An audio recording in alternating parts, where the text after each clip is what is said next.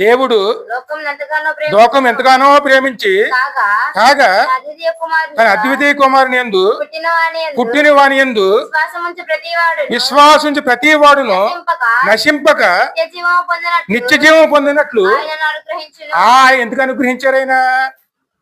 మనం దేన్నైతే పోగొట్టుకున్నామో అది మళ్ళీ తిరిగి ఇవ్వటానికే దేవుడు మనకి ఇచ్చారు. ఎందుకంటే చెప్పేవాళ్ళు లేరు అమ్మా, ఇది చెప్పేవాళ్ళు ఎవరు ఉండరు. చెప్తుంది చెప్తారు కానీ అతను పట్టించుకుంటారు.